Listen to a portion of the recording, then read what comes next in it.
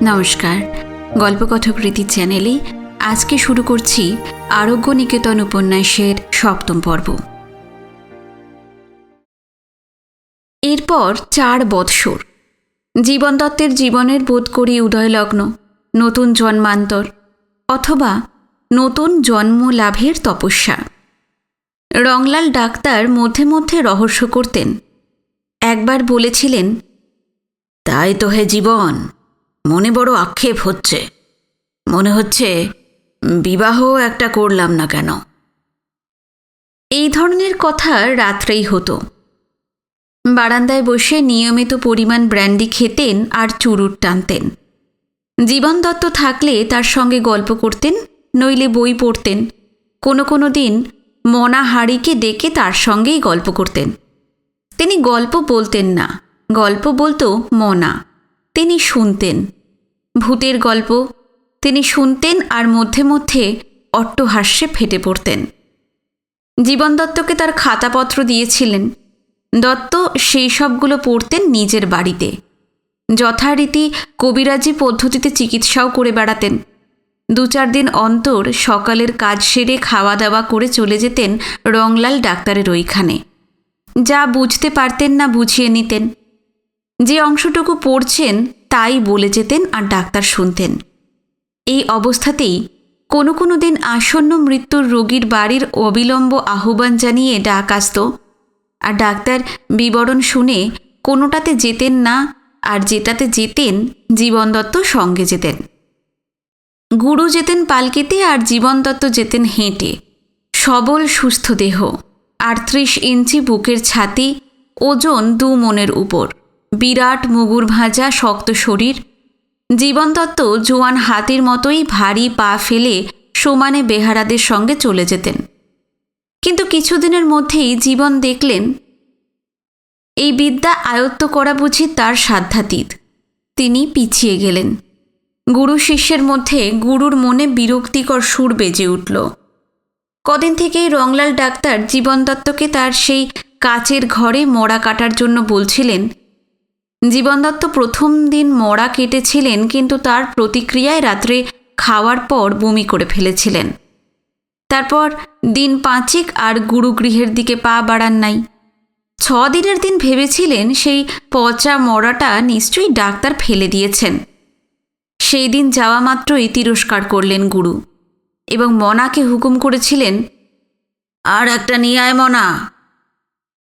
ঘণ্টাখানেকের মধ্যেই মনা একটা বছর ৫ মেয়ের শব এনে হাজির করেছিল।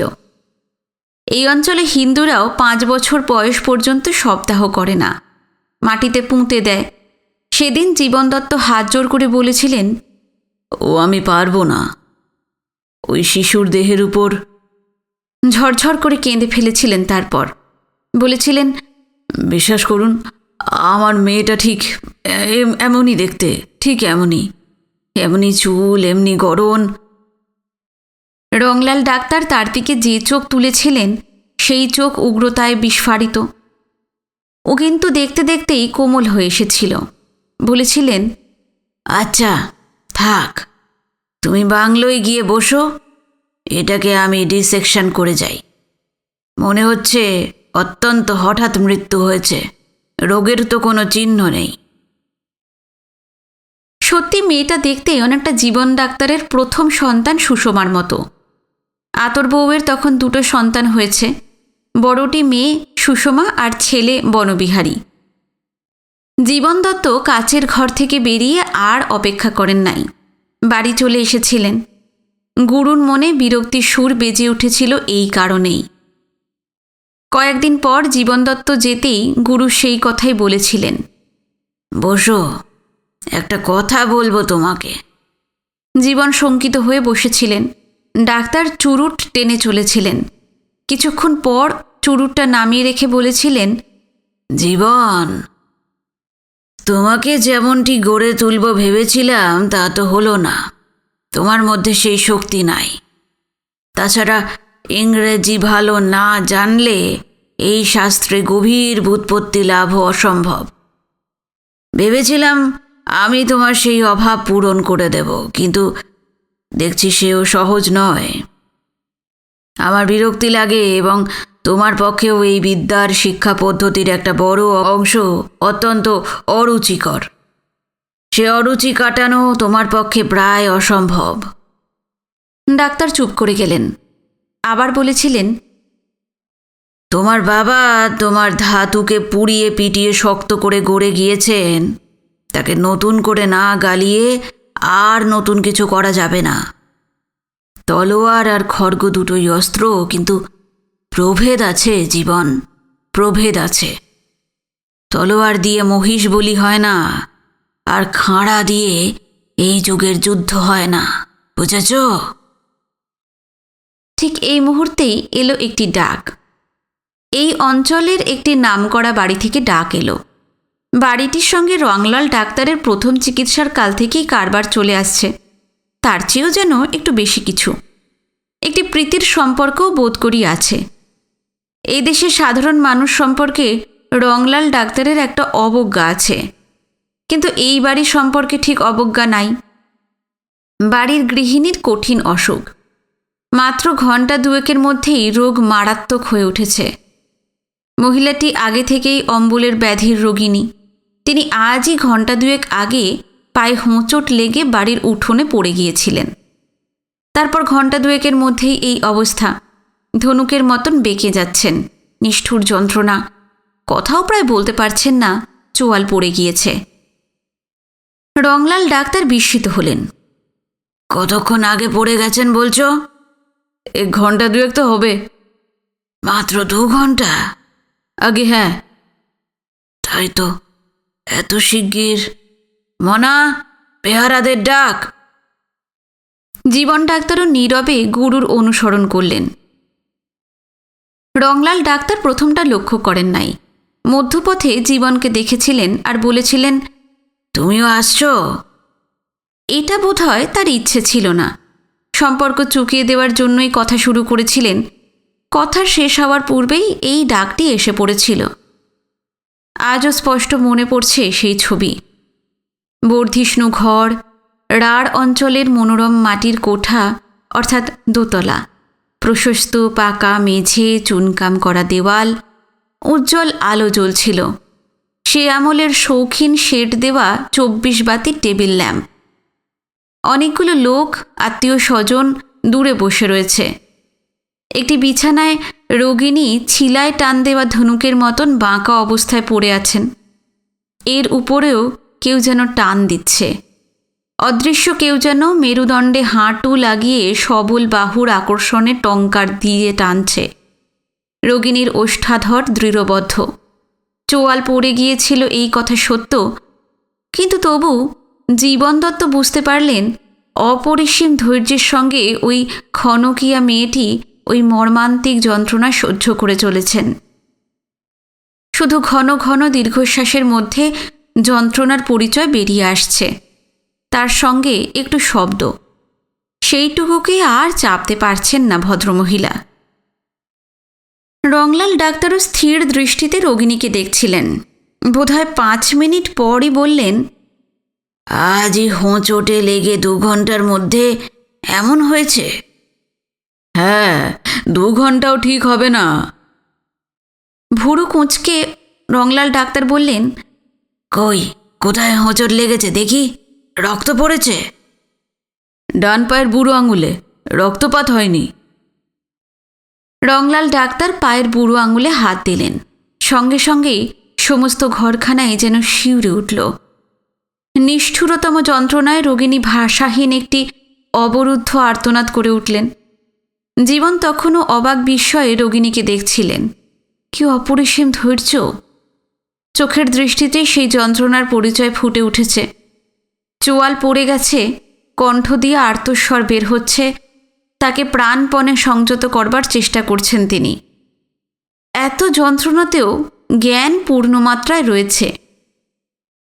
ক্ষত কোথাও হয়নি, রক্তপাতের চিহ্ন নাই। বেঁকে যাচ্ছেন অসহ্য যন্ত্রণায়। আর শুধু তাই নয়, শরীরের কোনো স্থানে পাখির পালকের স্পর্শেও অসহ্য যন্ত্রণায় রোগিণীর থরথর করে কেঁপে উঠছেন। কণ্ঠ দিয়ে অবাধ্য আর্তস্বর বের হচ্ছে। রংলাল নাড়ি দেখলেন। রোগিণী আবার যন্ত্রণাকাতর অস্ফুট শব্দ করে উঠলেন। স্নায়ু শিরাগুলি এমনই কঠিন টানে টান হয়ে উঠেছে যে সামান্য স্পর্শেই ছিঁড়ে যাবার মতন যন্ত্রণায় অধীর করে তুলছে। রংলাল ডাক্তার ভুরু কঞ্চিত করলেন, গম্ভীর মুখে বললেন, জীবন, দেখো তো তোমার নারী জ্ঞানে তুমি কি পাচ্ছ? তিনি সরে দাঁড়ালেন। জীবন দত্ত সন্তর্পণে এসে বসলেন। আশঙ্কায় একবার বুকটা কেঁপে উঠল।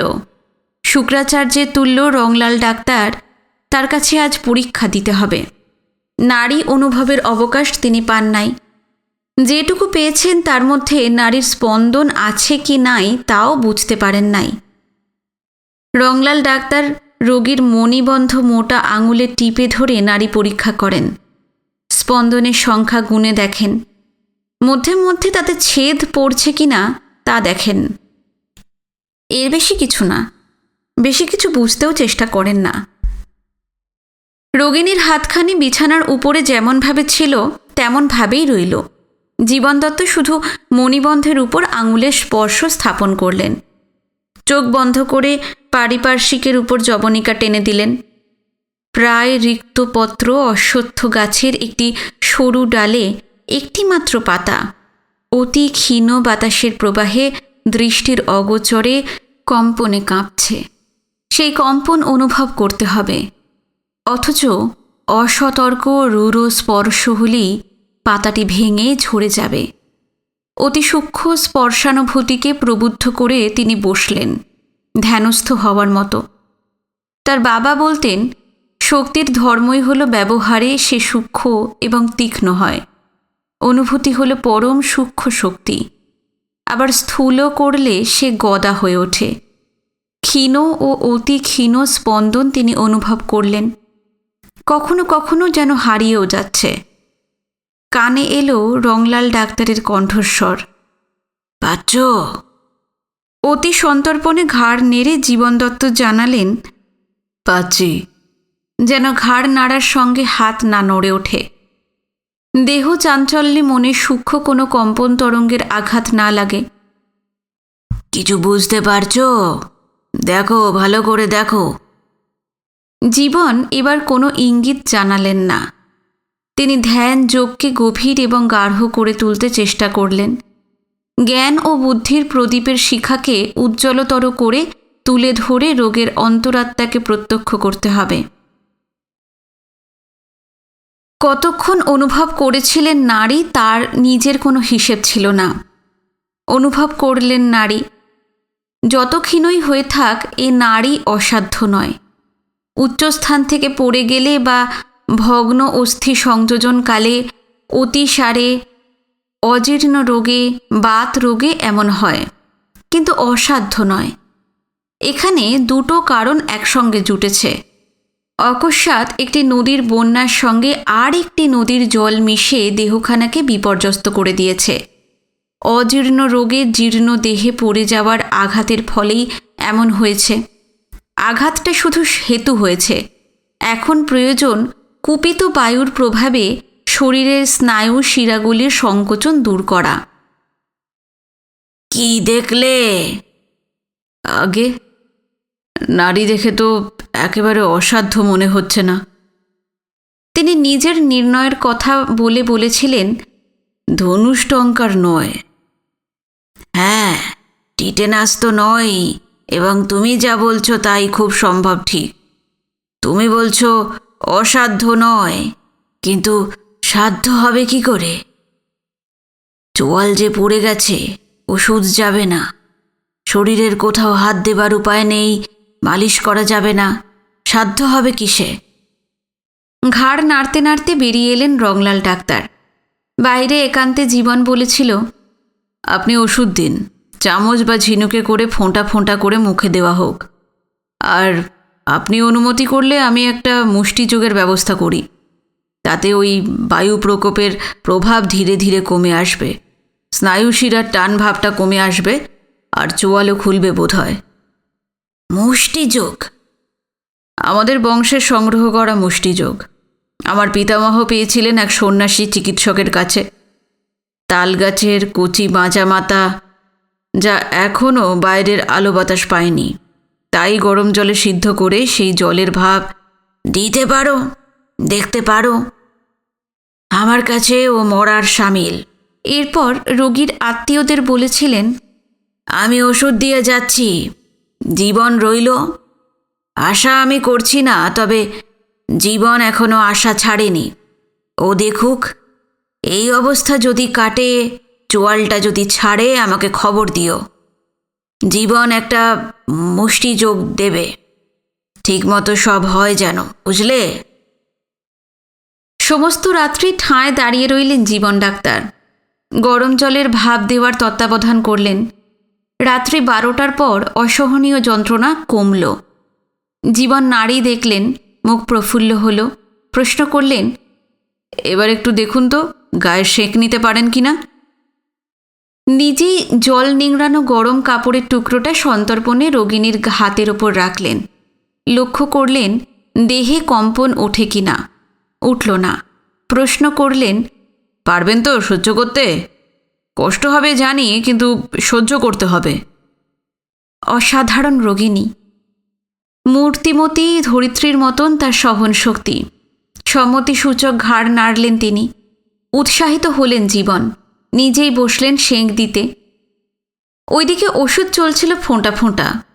ঘণ্টাখানিক পরে রোগিণীর অবস্থা লক্ষ্য করে বললেন, একটু বেশি বেশি দিয়ে দেখুন তো। মুখে ফোঁটা ফোঁটা ওষুধ দিচ্ছিলেন আর একটা মহিলা। নীরবে চলছিল জীবন মৃত্যুর যুদ্ধ। ক্রমে রাত্রি 3য় প্রহর শেষ হল। জীবন ডাক্তার এবার লক্ষ্য করলেন প্রচণ্ড শক্তিতে গুণ দিয়ে বাঁকানো ধনুকের দণ্ডের মতন দেহখানি ধীরে ধীরে সোজা হচ্ছে। সন্তর্পণে সভয়ে রোগিণী সোজা হতে চাইছেন, যেন ধীরে ধীরে গুণ শিথিল করে দিচ্ছে কেউ। জীবন মৃদুস্বরে বলল, দেখুন তো মা, হাঁ করতে পারেন কি না। পারলেন। স্বল্প হলেও তার মধ্যে জিহ্বা সঞ্চালিত করবার স্থান পেলেন। চাপা উচ্চারণে বললেন, পাচ্ছি। এবার পূর্ণ এক দাগ ওষুধ খাইয়ে সেঁকের ভার রোগিণীর ছেলের উপর দিয়ে বললেন, বাইরের বারান্দায় আমার বিশ্রামের একটু ব্যবস্থা করে দিন। আমি একটু বিশ্রাম করব। আমার বিশ্বাস সূর্য উদয় হলেই সম্পূর্ণ সুস্থ হয়ে উঠবেন উনি। আর ভয় নেই। প্রায় নিশ্চিন্ত হয়েই জীবন দত্ত বললেন, বায়ুর কাল চলে গিয়েছে, এবার কাল হয়েছে অনুকূল। ঝড় থেমেছে। অনুকূল মৃদু বাতাসে নৌকোর মতোই জীবন্তরী এবার পৃথিবীর কূলে এসে ভিড়বে। তাই হয়েছিল। সেদিনের আনন্দ তার জীবনের শ্রেষ্ঠ আনন্দ। গুরু রংলাল ডাক্তারকে বিস্মিত করতে পেরেছিলেন তিনি। বেলা তখন 8টা। রংলাল ডাক্তার রোগী দেখছিলেন। এই সময় তিনি ফিজ নিতেন না। রোগী দেখতে দেখতে তিনি উৎসুক দৃষ্টিতে জীবনের দিকে তাকালেন। কান থেকে স্টেথোস্কোপটা খুলে প্রশ্ন করলেন, বাঁচাতে পেরেছ তাহলে? আগে হ্যাঁ, বিপদটা আপাতত কেটে গিয়েছে। বাহ, আজ এইখানেই থাকো, বিশ্রাম করো। দুপুরবেলা নিজে রোগিণীকে দেখে এসে খুশি হয়ে বলেছিলেন, এর ক্রেডিট 12 আনাই তোমার জীবন। আমার ওষুধে কিচ্ছু ছিল না। যা ছিল তো তার পাওনা সিকির বেশি নয়। মেয়েটির এখন কলিকের চিকিৎসার প্রয়োজন। আমি বলেছি কবরেজি মতে চিকিৎসা করাতে, তুমি ব্যবস্থা করো। সেই দিন রংলাল ডাক্তার রাত্রে ব্র্যান্ডির রঙিন আমেজের মধ্যে মৃদু হেসে ওই কথাটা বলেছিলেন, আক্ষেপ হচ্ছে হে জীবন, একটা বিয়ে করিনি কেন? কেন বললাম জানো? আগে তুমি আমাকে দৈত্যগুরু শুক্রাচার্যের সঙ্গে তুলনা করো, সেটা আমি শুনেছি। আমি তাতে রাগ করি না। শুক্রাচার্য বিরাট পুরুষ, হোক এক চোখ কানা। আজ আমার ইচ্ছে হচ্ছে তোমাকে কচের সঙ্গে তুলনা করতে। বিয়ে করলে একটা দেবযানী পেতাম হে।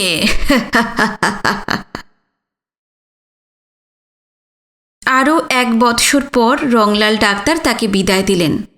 হঠাৎই চিকিৎসা ছেড়ে দিলেন, বললেন, আর না, এইবার শুধু পড়ব আর ভাবব জীবন এবং মৃত্যু, লাইফ অ্যান্ড ডেথ। তার পিছনের সেই প্রচণ্ড শক্তি, তাকে ধারণা করবার চেষ্টা করব, আর দেশি গাছগাছরা নিয়ে একখানা বই লিখব। তোমার ডাক্তারি শেখাটা বোধহয় ঠিক হলো না জীবন। ওইসব বিচিত্র অবিশ্বাস্য মুষ্টিযোগ নিয়ে যদি গবেষণা করতে পারতে, কিন্তু তাও ঠিক পারতে না তুমি। তোমার সেই বৈজ্ঞানিক মন নয়, কার্য হলেই তোমার মন খুশি। কেন হলো সেই অনুসন্ধিৎসা তোমার মধ্যে নাই। যাক, তুমি বরং ডাক্তারি, কবিরাজি, মুষ্টিযোগ এই 3টে নিয়েই তোমার ট্রাইসাইকেল তৈরি করো, ওতে চড়েই যাত্রা শুরু করো। নিজেরই একটা স্টেথোস্কোপ তিনি তাকে দিয়েছিলেন, থার্মোমিটার দেননি, কিনতেও বারণ করেছিলেন, বলেছিলেন সেটার নাকি জীবনের দরকার নেই। এরপরও জীবন দত্ত মধ্যে মধ্যে যেতেন। রংলাল ডাক্তার দেখা করতেন, কিন্তু চিকিৎসা সম্পর্কে কোনো আলোচনা করতেন না। প্রশ্ন করলে বলতেন, ভুলে গিয়েছি, এখন বাগান করছি, অথবা গাছগাছটার সম্পর্কে কোনো প্রশ্ন থাকলে তা করা যেতে পারে। আসল উদ্দেশ্য ফুলের বাগান নয়। রংলাল ডাক্তার নিজের সমাধিক্ষেত্র তৈরি করছিলেন। ওইখানেই তাকে মৃত্যুর পর সমাধিস্থ করা হয়েছে। তার ইচ্ছানুসারেই হয়েছে। তিনি উইল করেও গিয়েছিলেন। সেই উইলে তিনি লিখেছিলেন তাকে যেন ওই বাগানের মধ্যেই সমাধি দেওয়া হয়। একা তিনি ঘরের মধ্যেই মরেছিলেন। মৃত্যুকালে ঘরের মধ্যে কাছে কেউ ছিল না, সেও তার অভিপ্রায় অনুসারে। মনা হাঁড়ি ছিল দরজায় পাহারা। মনা অঝোর ঝরে কেঁদেছিল, কিন্তু ঘরে কাউকে ঢুকতে দেয়নি।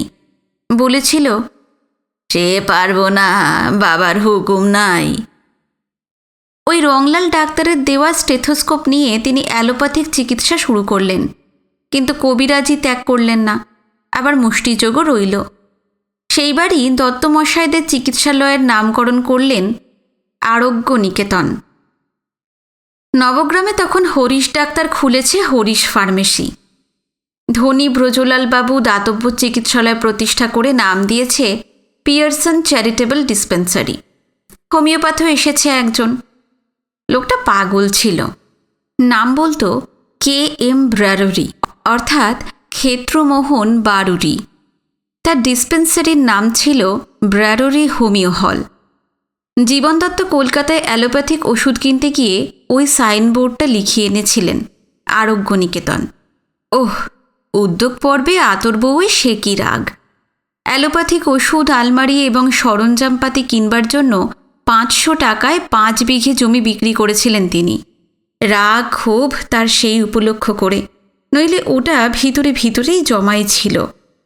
ক্ষোভের দোষ ছিল না। জগৎমশাইয়ের আমল থেকে তার আমল পর্যন্ত তখন লোকের কাছে ওষুধের দাম পাওনা 3-4 হাজার টাকারও বেশি। সচ্ছল অবস্থার লোকের কাছেই পাওনা বেশি, কিন্তু তার মধ্যে এই প্রয়োজনে শতখানেক টাকার বেশি আদায় হলো না।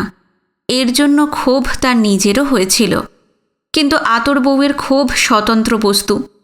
সে ক্ষোভ তার উপর, এবং সেই ক্ষোভ ক্ষমাহীন।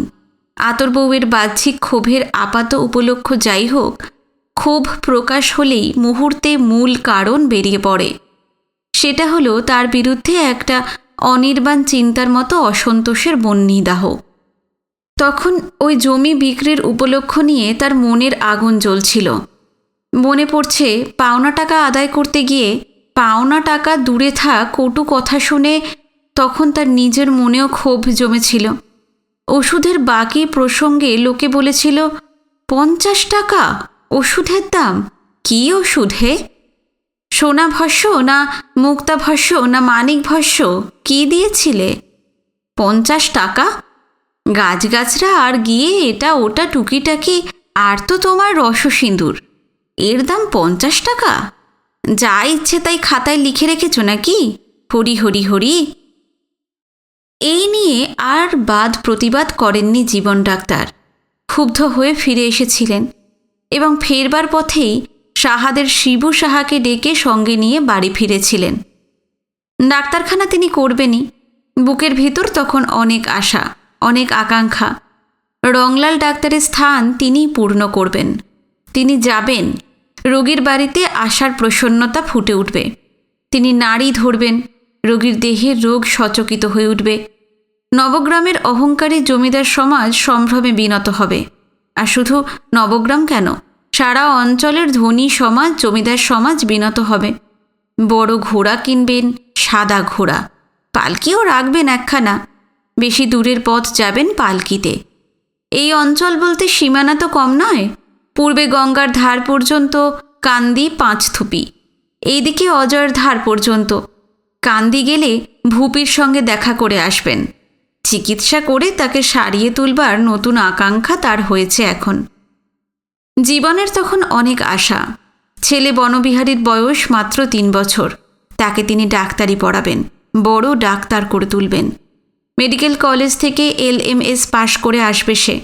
আজ যারা অবজ্ঞা করে তার পাওনা টাকা দিলে না, উপরন্তু ইঙ্গিতে অসাধুতার অপবাদ দিলে, তারাই তার কাছে বিপদের দিনে ফিরে আসবে।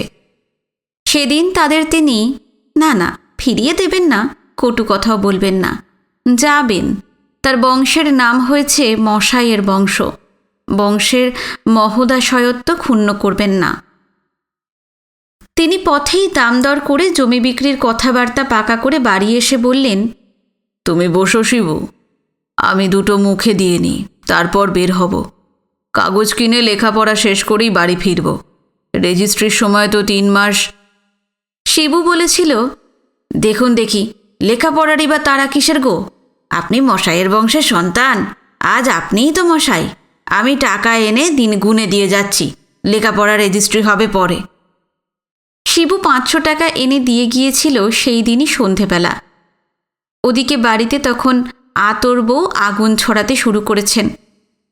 অদৃষ্ট অদৃষ্ট, সবই অদৃষ্ট। মা খেয়েছি, বাপ খেয়েছি, সারা বালিকা বয়সে মামা মামের বাঁদিগিরি করেছি বিনা মাইনেতে। শ্বশুর বাড়িতে শাশুড়ি খেলাম, শ্বশুর খেলাম, এইবার লক্ষ্মী বিদেয় হবেন, তার আর আশ্চর্য কি? আমি দিব্য চোখে দেখতে পাচ্ছি, মেয়ে হয়েছে, ছেলে হয়েছে, ওদের হাত ধরে এবার আমাকে ভিক্ষে করতে হবে, পথে বসতে হবে। জীবন দত্তের মাথার মধ্যেও আগুন জ্বলে উঠেছিল। তবু সে আগুনকে কঠিন সংযমে চাপা দিয়ে তিনি বলেছিলেন, ছি আতর বউ, ছি। কেন গো, ছি কেন? আমার অদৃষ্ট তো এই বটে। কোনখানটা মিথ্যে বলো তো? শ্বশুর দেহ রাখবার আগের মাসেও বাড়িতে জমি এসে ঢুকেছে। আজ সবে 4 বছর তিনি গিয়েছেন, এর মধ্যেই জমি বেরিয়ে গেল। এই বছর যেতে না যেতেই আমি 5 বিঘের জায়গায় 10 বিঘে জমি কিনব। তার কিনবে না? কত বড় ডাক্তার হয়ে এলে, একেবারে বিলাতি পাস সাহেব ডাক্তার গো আমাদের। আতর বউ! চমকে উঠেছিলেন আতর বউ সেই ডাকে। কয়েক মুহূর্তের জন্য স্তব্ধ হয়ে গিয়েছিলেন। তারপর শুরু করেছিলেন কান্না। জীবন ডাক্তার সেই কান্না গ্রাহ্য করেননি। কাঁদতেই তো ওর জন্ম, ওই ওর বোধ করি প্রাক্তন। কাঁদুন উনি, তিনি কি করবেন? সেই রাত্রে তিনি কলকাতা রওনা হয়েছিলেন। কলকাতা থেকে ওষুধ আলমারি কিনে এনে ওই সাইনবোর্ডটা ঝুলিয়ে দিয়েছিলেন, আরোগ্য নিকেতন। সেতাব মুখুজ্জি এনে দিয়েছিল একটি গণেশ মূর্তি। সুরেন সিঁদুর দিয়ে তার নিচে লিখেছিল, শ্রী শ্রী গণেশায় নম। পাগলা নেপাল তাকে একখানা সেই আমলের বাঁধানো নোটবুক এনে দিয়েছিল। নেপাল তখন কাজ করত নবগ্রামের ধনী ব্রজলাল বাবুর বাড়িতে। ব্রজলাল বাবুর জামাই ছিলেন ইঞ্জিনিয়ার, তার সঙ্গে নেপালের বন্ধুত্ব ছিল। খাতাখানা সে তার কাছ থেকে সংগ্রহ করে এনে দিয়ে বলেছিল, নে, রংলাল ডাক্তারের মতো নোট করে রাখবি। আরও এসেছিল সেদিন স্থানীয় ডাক্তারেরা। কৃষ্ণলাল বাবুর বাড়ির ডাক্তার হরিশ ডাক্তারও এসেছিল। এখানকার স্কুলের হেডমাস্টার এসেছিল, আর এসেছিল থানার দারোগা, আর এসেছিল শশীকে নিয়ে শশীর পিসিমা। বাবা জীবন! আপনি? কি হয়েছে? জীবন দত্ত ভেবেছিলেন শশীর কোনো অসুখ হয়েছে। বাবা, শশীর বড় ইচ্ছে খানিক আধিক চিকিৎসা শেখে। লেখাপড়া তো হলো না, একটু আদ্র শিখিয়ে দিলে এই করে কমে খাবে বাবা। শশী তখন নিতান্তই কচি, কত বয়স আর হবে, 17-18। একটু পাগলাটে ভাব, ওই নেপালের মতন, ফিক করে হাসত। ওহ, সে এক মনোহর রাত্রি। খাওয়া দাওয়া, খেলাধুলো, গান বাজনা, এর মধ্যেই পাগল নেপাল এক কাণ্ড করেছিল। ওষুধের সঙ্গে কয়েক বোতল গোলাপ জল ছিল। নেপাল লুকিয়ে গোলাপ জল মাখতে গিয়ে তাড়াতাড়িতে মাথায় দিয়েছিল ফ্রেঞ্চ বার্নিশ। আসবাবে দেবার জন্য জীবন দত্ত ওটা এনেছিলেন। তারপর সে এক কাণ্ড। মাথার চুলগুলিতে গালা জমে নেপালের আর দুর্গতির সীমা ছিল না। সে কি হাসি সকলের! শশী হেসেছিল সবচেয়ে বেশি। নিতান্ত তরুণ বয়স, তার উপর সেদিন সে জীবন মশাইয়ের মনোতুষ্টির জন্য ছিল অতিমাত্রায় ব্যস্ত। সেই শশী বিরক্তি প্রকাশ করে গেছে, তার নিদান হাঁকার জন্য কটু কথাই বলে গেছে। একটা দীর্ঘ নিঃশ্বাস ফেললেন বৃদ্ধ। মশাই! বৃদ্ধ জীবন দত্ত চকিত হয়ে ফিরে তাকালেন। অন্ধকারের মধ্যেই বসেছিলেন তিনি। হঠাৎ একটা আলোর ছটা এসে পড়েছে। কেউ তাকে ডাকছে। ওহ, তিনি একেবারেই যেন ডুবে গিয়েছিলেন অতীতকালের স্মৃতিতে।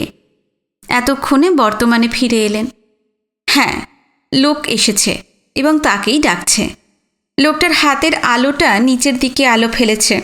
উপরের দিকটার হ্যারিকেনের মাথার ঢাকনির ছায়া পড়েছে। কে? প্রশ্ন করলেন জীবন দত্ত। পরক্ষণেই মনে হলো সম্ভবত রতনবাবুর বাড়ির লোক। বিপিনের অসুখ হয়তো বেড়ে উঠে থাকবে, সেখান থেকেই কেউ এসেছে। কিন্তু না, রতনবাবুর বাড়ির লোক তো নয়। যে গন্ধ লোকটির শরীর এবং কাপড় চোপড় থেকে ভেসে আসছে, তাতে মনে হচ্ছে সাধু সন্ন্যাসী গোষ্ঠীর কেউ। গাঁজা, ভস্য, ধুলি, ধোঁয়া, রুক্ষ দেহচর্ম এবং চুলের গন্ধ মিশিয়ে একটা বিশেষ রকমের গন্ধ ওঠে এদের গায়ে। সেই গন্ধ সম্ভবত চণ্ডীমায়ের মহান্তের দূত। কিছুদিন থেকেই বুড়ো সন্ন্যাসীর অসুখের কথা শুনেছেন জীবন দত্ত। জীবন দত্তের অনুমান মিথ্যা নয়। লোকটি চণ্ডীমায়ের মহান্তের চেলাই বটে। বললে, মশাই, সাধু বাবাকে একবার দেখতে যেতে হবে। এই রাত্রে? আগে হ্যাঁ, সন্ধ্যা থেকে রক্তভেদ হচ্ছে, বড় কষ্ট, দুর্বল হয়ে পড়েছেন। বললেন জীবনকে একবার খবর দে, মালুম হয় কি আজই রাত মে ছুটি মিলবে, সে একবার দেখুক। বৃদ্ধের প্রাণ বড় শক্ত প্রাণ। কতবার যে এমন হলো, অন্তত 20-25 বার তো হবেই। রক্তভেদ, নিদারুণ হিক্কা, নাড়ি ছেড়ে যাওয়া, এইসব হয়েও বৃদ্ধ বেঁচে উঠেছে। একমাত্র কারণ গাঁজা। কিন্তু গাঁজা বুড়ো কিছুতেই ছাড়বে না। মদ খায় না এমন নয়, খায়, কিন্তু পর্বে পার্বণে অতি সামান্য, তন্ত্রের নিয়ম রক্ষা করে। মদ্যপানকে বলে ঢুকুঢুকু। জীবন দত্তই তাকে বরাবর ভালো করেছেন। ডাক্তারি ওষুধ বুড়ো খায় না, ইঞ্জেকশনকে বড় ভয় পায়। মশাই বাড়ির টোটকার উপরেই তার একমাত্র বিশ্বাস। তাও খুব কঠিন হয়ে উঠলে তবে বুড়ো জীবনকে ডাকে, বলে, দেখ তো ভাই জীবন, তলব কি আইলো?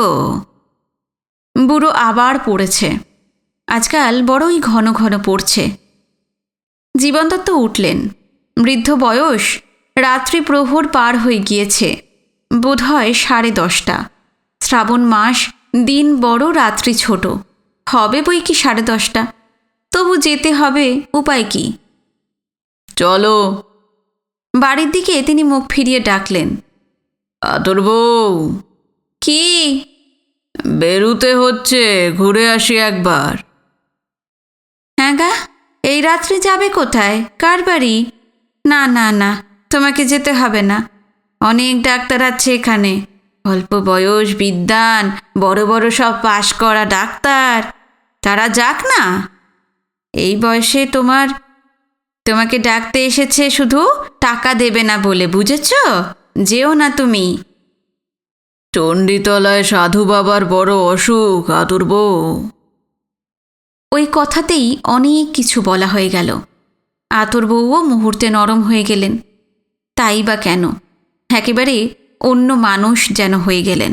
বললেন, সাধু বাবার অসুখ? উমা, কি হয়েছে গো? কি আবার হবে? সে যা হয়, রক্তভেদ, পেটে যন্ত্রণা। ও বাবা, এবার তাহলে বাবা মনে হয় দেহ রাখবেন। বয়স তো কম হলো না গো।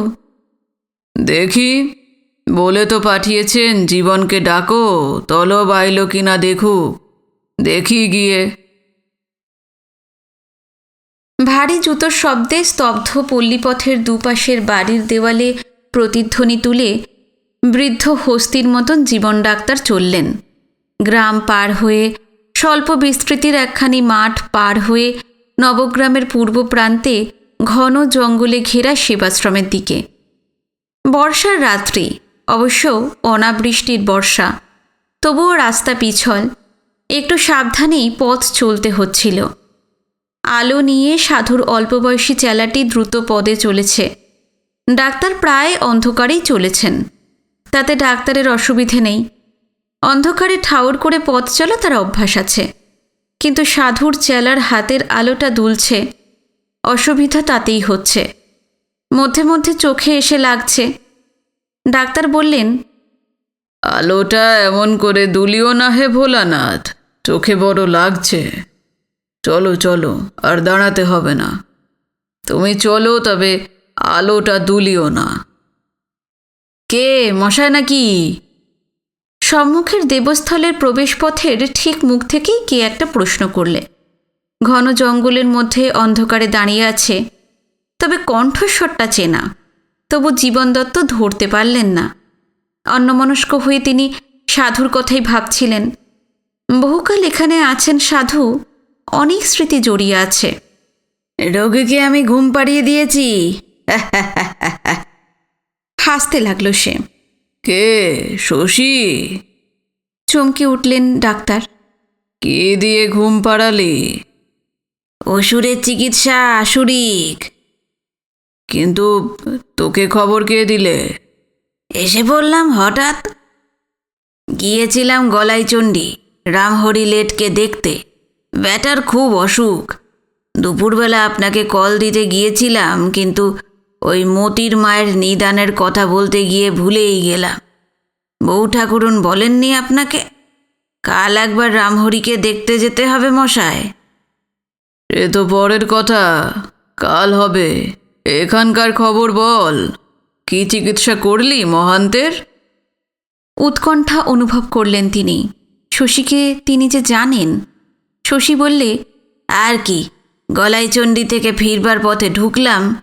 বীজে শরীরটা ঠান্ডা হয়ে গিয়েছিল, আর কেমন ছমছম করছিল, বুঝেছেন? তাই বলি মাকে একবার প্রণাম করি আর শরীরটাকে তাজা করে নিই। তা বুড়োর কাছে এক টান গাঁজা খেয়ে যাই। তারপর দেখলাম বুড়ো ধুঁকছে, রক্তদাস্ত হয়েছে, নাড়িও নাই, যাতনায় ছটফট করছে। শুনলাম 3 দিন নাকি গাঁজা খায় নাই। বললাম যেতে হবে তোমাকে। তা গাঁজা না খেয়ে যাবে কেন? এক টান গাঁজা খেয়ে নাও। তা বললে না, তুই বেটা বদমাস শয়তান। তা ওই গাঁজা খেয়েই তো আমার মরণ আসার পথ তৈয়ার করেছে। এক পাও পথ বাকি, সে আসুক নিজেই, ওইটুকু পথ তৈয়ার করে। আর গাঁজা কেন?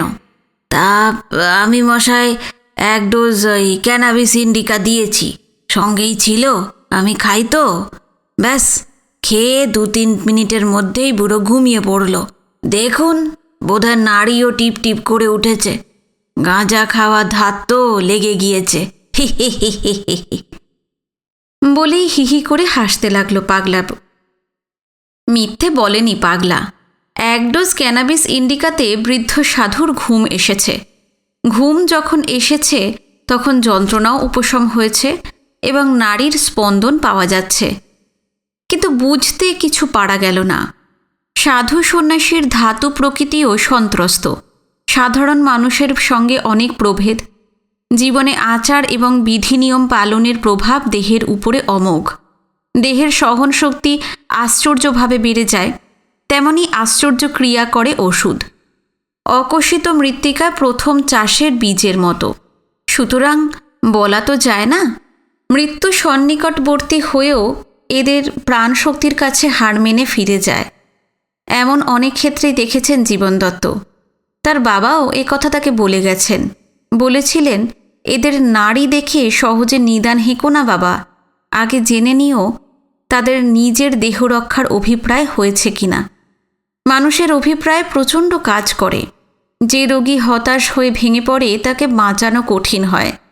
সাধুদের হতাশা নাই, মনটিও ওদের শক্ত, ইচ্ছা শক্তিও প্রবল, এবং মৃত্যু বরণের অভিপ্রায় ওরাই করতে পারেন।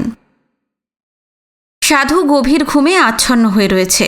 ডাক্তার বললেন, রাত্রিটা সজাগ থেকো ভোলানাথ। রাত্রে যদি ঘুম ভাঙে তবে জল খেতে দিও, আর কিচ্ছু না। আমি ভোরবেলা আসব। শশী খুব হাসতে লাগল। আত্মপ্রসাদের আর অবধি নাই তার। ডাক্তার তাকে ডেকে সঙ্গে নিলেন। আয় শশী, একসঙ্গে যাই। শশীও সঙ্গ ধরলে, বললে, চলুন, রামহরির কেসটা বলে রাখি, কাল আপনাকে যেতেই হবে ওখানে। শশী, আজ যা করেছিস, কিন্তু এমন কাজ আর করিস না। কি, এই বুড়োকে ক্যানাবিস ইন্ডিকা দেওয়া? হ্যাঁ, অন্যায় করেছিস। অন্যায় করেছি তো বুড়ো সুস্থ হলো কি করে? কি করে সুস্থ হলো তা বলা শক্ত। গাঁজা খাওয়া অভ্যেস আছে। সেই গাঁজা না খাওয়ার জন্যও একটা যন্ত্রণা ছিল, রোগের যন্ত্রণার সঙ্গে। এটা উপশম হয়েছে। তার উপর মাদকের ক্রিয়া আছে। এখন ঘুম ভেঙে এর ফল হয়তো মারাত্মক হবে। বুড়ো সেরে উঠবে, এ আমি বলে দিলাম। কুড়ো বাউরির মেয়েটার নিউমোনিয়ায় কেরোসিনের মালিশ দিলে আপনারা সবাই আমায় গাল দিয়েছিলেন, কিন্তু সেরে তো গিয়েছিল। ডাক্তার ধমক দিয়ে বললেন, শশী, এইসব পাগলামি ছাড়। শেষ পর্যন্ত কিন্তু বিপদে পড়বি। হ্যাঁ, আমি পাগল? হ্যাঁ, তুই পাগল, আমার কোনো সন্দেহ নাই। তা বেশ, পাগলই হলাম আমি। তা বেশ, কাল কিন্তু ওই রামহরিকে দেখতে যেতে হবে। আমি কল দিয়ে রাখলাম। কেন, রামহরির আবার কি হলো? সে 7 দুগুণে 14খানা ব্যাপার। এবার যাবে তো আমাকে নিয়ে টানাটানি কেন? যাক না। আর এই বয়সে গেলেই তো খালাস। নাকি যেতে চায় না কামার বুড়ির মতো? তা রামহরির এই ইচ্ছে স্বাভাবিক। আবার যেন মালা চন্দন করেছে এই বয়সে। হ্যাঁ, বছর 25 বয়স তো মেয়েটার।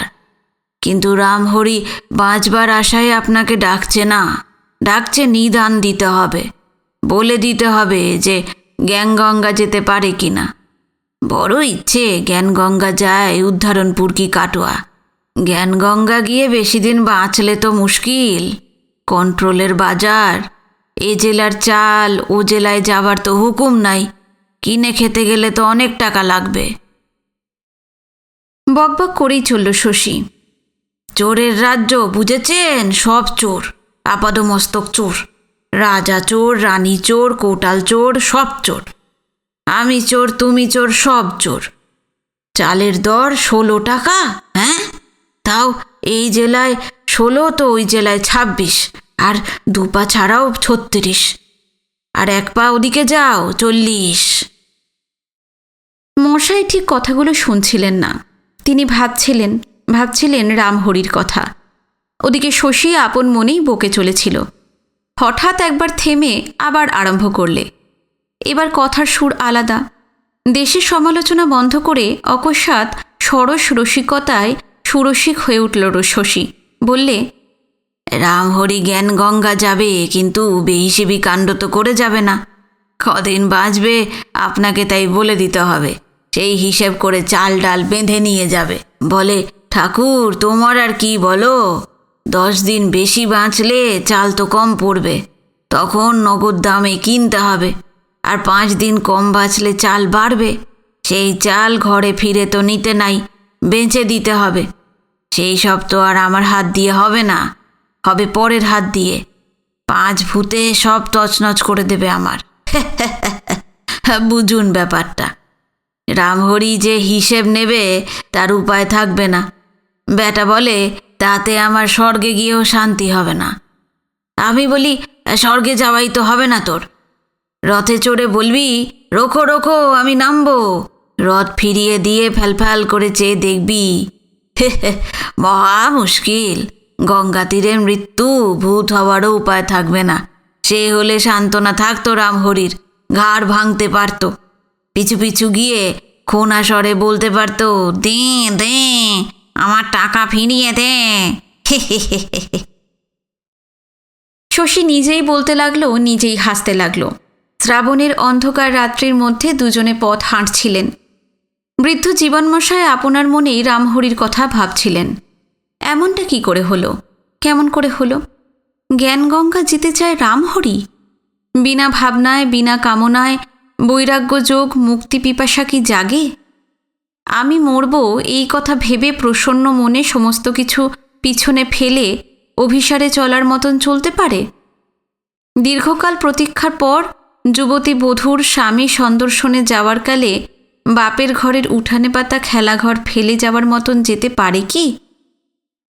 রামহরি প্রথম জীবনে ছিল ছিঁচকে চোর, তারপর হয়েছিল পাক্কা ধান চোর। বার দুয়েক জেল খাটার পর হঠাৎ রামহরির দেখা গেল ঘোরতর পরিবর্তন। রামহরি কপালে ফোঁটা তিলক কেটে গলায় ষষ্ঠীমালা পরে হয়ে উঠল ঘোরতর ধার্মিক। জীবিকা নির্বাহের জন্য ব্যবসা শুরু করলে, তরকারির ব্যবসা। চাষির ক্ষেত থেকে তরকারি কিনে হাটে হাটে ঘুরতে লাগলো, অর্থাৎ ফোড়ে হয়ে উঠল। মুখে রামহরি চিরকালই ফোড়ে অর্থাৎ কথা সে বেশি চিরকালই বলতো, এবার ব্যবসায়ও তাই হয়ে উঠল। লোকের বাড়ি ক্রিয়াকর্মে বরাত এবং বায়না নিয়ে তরকারি সরবরাহ করত, কিন্তু ওর অন্তরালে ছিল তার আসল ব্যবসা। নদীর ধারে জঙ্গলের মধ্যে দস্তুর মতন কবিরাজের সমৃত সঞ্জীবনী চোলাইয়ের পাকা পদ্ধতিতে মদ তৈরি করত। জঙ্গলের মধ্যেই বোতল এবং টিন বন্দি করে পুঁতে রাখত। ওখানেই শেষ নয়, নদীর চরের পলিমাটিতে সে গাঁজার গাছ তৈরি করে গাঁজাও উৎপন্ন করত এবং তার কাটতিও ছিল প্রচুর। দেশটা ছিল তান্ত্রিকের দেশ। মন্ত্র হোক বা না হোক, জানুক বা না জানুক, লোকে কারণ করত। কপালে সিঁদুরের ফোঁটা, মুখে কালি কালি, তাড়া তাড়া রব আর কারণকরণে 90% জন ছিল সিদ্ধপুরুষ। সুতরাং হাজার দরুণে সিদ্ধপুরুষের প্রসাদে রামহরির লক্ষ্মী লাভের পথে সিংহ দাঁড় না হোক, বেশ একটা প্রশস্ত ফটক খুলে গিয়েছিল। উদ্যোগী পুরুষ রামহরির সাহস ছিল অপার। নবগ্রামে থানার সামনের রাস্তা দিয়ে কুমোর কাঁকুরের বোঝার তলায় অন্তত 4-5টা বোতল নিয়ে সে সহাস্য মুখে চলে যেত এবং হাটে বসে তাই বিক্রি করত। কুমড়োর মুখ কেটে ভিতরের শাঁস বীজ বের করে নিয়ে তার মধ্যে আনত গাঁজা। বাড়িতে দেব প্রতিষ্ঠা করেছিল সুপবিত্র নিঃস্ব কাষ্ঠের গৌরহরি, কিন্তু ঠাকুরটির বক্ষ পঞ্জর ছিল ফাঁপা। দস্তুর মতন মাথা খাটিয়ে বুক এবং পিঠের দুদিকে দু হাতে স্বতন্ত্র কাঠে গড়ে ভিতরের গহ্বর রেখে পাকা মিস্ত্রি দিয়ে ওইসব দৈব গুদামটি সে তৈরি করিয়েছিল এবং পিঠের দিকের কাঠের নিচে উপরে 2টি ঢাকনাযুক্ত মুখ রেখেছিল। উপরেরটি খুলে গাঁজা পড়ত এবং প্রয়োজন মতো বের করে নিত। এরপর আর এক ধাপ উপরে উঠে রামহরি রীতিমতন দাসজি হয়ে উঠেছিল। তরকারির ব্যবসা তুলে দিয়ে মুদির দোকান এবং ধান কেনার ব্যবসা শুরু করল। ভেক নিয়ে দাস উপাধি নিয়ে গণ্যমান্য হয়ে উঠেছিল কয়েকখানা গ্রামের মধ্যে। শুধু ভেকই নেয় নাই, নিজের স্বজাতীয় স্ত্রী এবং পুত্রকে দূর করে দিয়ে একটি উচ্চবর্ণের বিধবাকে ঘরে এনে বৈষ্ণবী করেছিল। ক্রমে ক্রমে আরও বোধহয় 2-3টি। এদের জনদই প্রৌঢ় বয়সে দৌড়ানির মতন ঘুঁটে কুড়িয়ে মোড়ে পরিত্রাণ পেয়েছে। একজন পালিয়েছে, আর শেষেরটি একেবারে তরুণী, সেইটি এখন রামহরির সুয়োরানী। সেই রামহরি সজ্ঞানে মৃত্যু কামনা করে গঙ্গা তীরে চলেছে। সে কি মুক্তি চায়? বিস্ময় লাগে বই কি। শশী তামাক টেনে শেষ করে হুঁকোটা হাতে ধরে নিয়ে বলল, কাল চলুন একবার। আমি বেটাকে বলেছি ফি 5 টাকা লাগবে। ডাক্তারবাবু তো আর কলে যান না, তবু বলে কয়ে রাজি করাবো। তাতেই রাজি। কথাটা ডাক্তারবাবুর কানে গেল না। তার মনোরথ চলেছিল ছুটে। পলকে যুগান্তর অতিক্রম করে পিছনের পরিক্রমা সেরে বর্তমানে এসে সেই মুহূর্তেই স্থির হল বোধ করি। তিনি হাসলেন। শশী বললে, আসছেন যে বড়? নবগ্রামের কর্তাবাবুর চিকিৎসার জন্য কলকাতা যাওয়া মনে আছে তোর, শশী?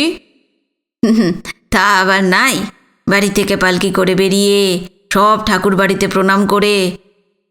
সে তো জ্ঞানগঙ্গা যারাই গিয়েছেন তারা সবাই তা করেছেন রে, সে নয়। তবে কর্তা কাশী গেলেন না, উদ্ধরণপুর গঙ্গাতীর গেলেন না, গেলেন কলকাতায়।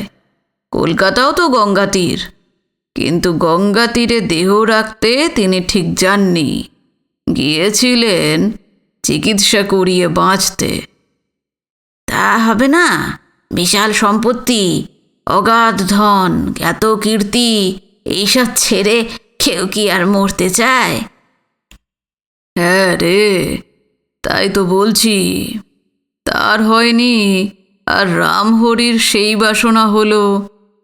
রামহরি যা করেছে তার পক্ষে তো সেও কম নয় রে, অনেক। তার উপর তরুণী পত্নী। এবার হাঁ করে শশী জীবন ডাক্তারের মুখের দিকে চেয়ে রইল। জীবনমশাই হেসেই বললেন, হা করে তাকিয়ে থাকিস নে, বাড়ি যা, বাড়ি যা, রাত্রি অনেক হয়েছে। কাল যাব, দুপুরের পর গাড়ি পাঠাতে বলিস। দু রাস্তার মোড় বুঝি এটা? হ্যাঁ, এটাই তো। এইখান থেকেই পাকা রাস্তা থেকে কাঁচা রাস্তা ধরে জীবন ডাক্তার যাবেন নিজের গ্রামে, আর পাকা রাস্তায় শশী যাবে নবগ্রাম। জীবনমশাই বললেন, নেশা ভাঙ একটু কম করিস শশী। ভাবি তো পারি না। তারপর অত্যন্ত ব্যস্ত হয়ে শশী বললে, চলুন, আপনাকে পৌঁছে দিয়ে তবেই যাই। বাড়ি অন্ধকার আর রাত্রি অনেক হয়েছে। অত ভাগা, আমাকে আর দাঁড়াতে হবে না, যা বাড়ি যা। আমাকে দাঁড়াবে? তোকে দাঁড়াবে কে রে? পরক্ষণেই একটা কথা মনে করে জীবন দত্ত সচকিত হয়ে উঠলেন। বললেন, আচ্ছা চল চল, আমি তোকে পৌঁছে দিয়ে বাড়ি ফিরব। মনে পড়ল মাস কয়েক হলো শশীর মা মারা গেছে। শশী হয়তো এত রাত্রে ভয় পাচ্ছে একলা যেতে। একটু আগেই বলছিল গলাইচণ্ডী থেকে ফিরবার পথে ওর গা ছমছম করেছিল, অর্থাৎ শশী একটু ভয় পেয়েছিল। ওহ, সেই জন্যই কি সে দেবস্থানে ঢুকেছিল?